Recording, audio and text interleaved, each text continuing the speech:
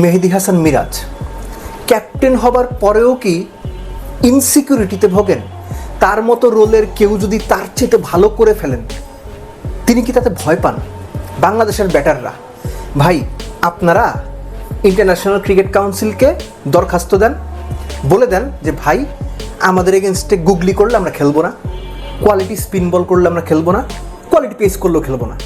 আমরা দেব চৌধুরী, রিয়াসাত আজিম, Sami, Fahim Rahman, not out Noman, আমরা শুধু এদের 5 জনের বল খেলবো, আর কারো বলকে আমরা খেলবো না। এটা বলে দেন আপনারা।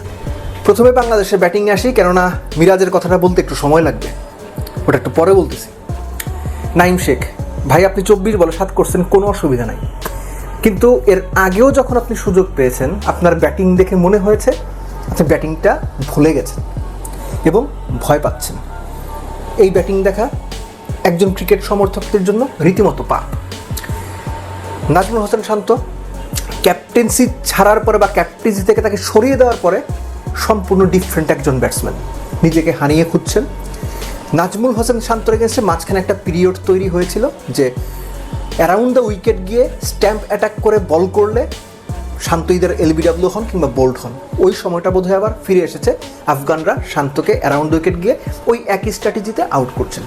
তাওহিদ হৃদয়, এই যে তাওহিদ হৃদয় কিংবা ধরেন এর আগে জাকির আলী অনেক ছিল, যে গুগলিতে তিনি বোল্ড হলেন, এটা একজন লেগ স্পিনারের খুব নর্মাল ডেলিভারি, একটা নর্মাল গুগলি।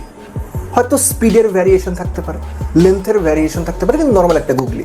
তিনি এবং সাইফ যেভাবে আউট হলেন, ওই প্রশ্নটাই ছুড়ে দিল যে ভাই এদেরকে এখন থেকে গিয়ে আমি, ফাহিম ভাই কিংবা নোমান ভাই, রিয়াসাত, সামি, এদের বল করতে হবে, এছাড়া আর কোনো উপায় দেখতেছি না এদের জেতানোর মতো। শামীম হোসেন পাটোয়ারির রান আউট আমার মনে হয়েছে কিছুটা রেকলেস, বা রেকলেস বলাটা বোধহয় ঠিক হলো না, যে অমনোযোগী কিংবা সিরিয়াসনেসে একটু বোধহয় ঘাটতি ছিল। একটা টিম প্রথম ম্যাচে 67 রানে 6 উইকেট হারায়, দ্বিতীয় ওয়ানডেতে 80 রানে 8 উইকেট হারিয়ে অল আউট হয়, বা 70 রানে 8 উইকেট হারিয়ে অল আউট হয়। এই ম্যাচে কত 46-47 1 উইকেট, সেখান থেকে পরবর্তী 23 থেকে 25 রান করতে গিয়ে আরও 5 উইকেট যায়।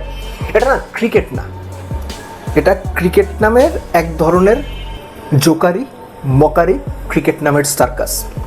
এর চেয়ে বেশি কিছু বলার নেই ব্যাটসম্যানদের নিয়ে। মেহেদী হাসান মিরাজ, আমি বাংলাদেশ আফগানিস্তান তৃতীয় ওয়ানডের ইনিংস ব্রেক একটা ভিডিওতে বলেছিলাম যে মিরাজ নাহিদ রানার বাকি থাকা বলগুলো করতে গেছেন, আমার মনে হয়েছে একটা মাত্র কারণে, একটা উইকেট যদি নিতে পারি।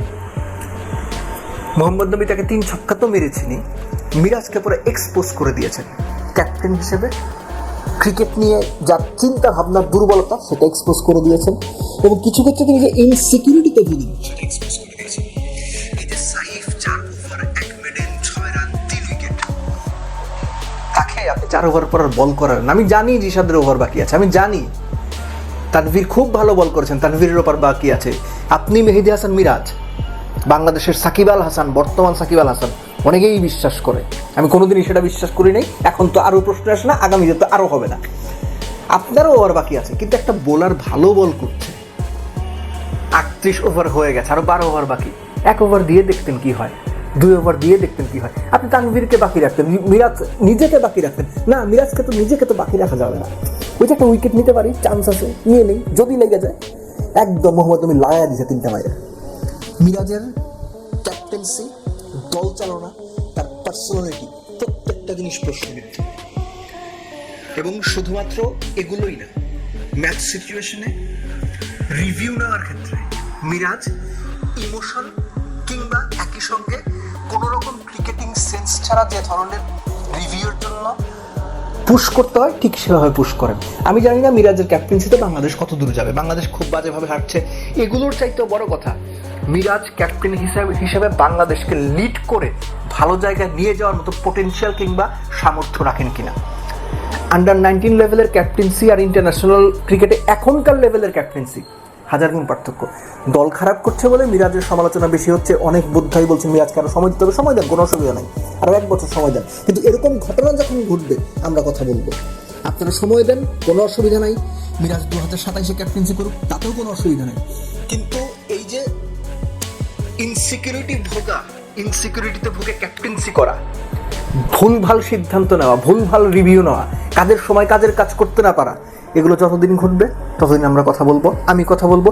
যখন ভালো করবে সেটার প্রশংসাও করব, কিন্তু যখন ভালো করছে না, যখন he is driven by emotion, he is driven by greed, একই সঙ্গে ইনসিকিউরিটিতে ভোগা একজন পার্সোনালিটি, তখন তার সমালোচনা হতে বাধ্য। কারণ আমি আবারও বলি, এটা শুধুমাত্র 15 জন ক্রিকেটারের ক্রিকেট টিম না, ড্রেসিং রুমে বসে থাকা স্বজনপ্রীতি করা কোচের টিম না, শুধুমাত্র বিসিবির টিম না, তারা main stakeholder, cricketers, coaches, BCB.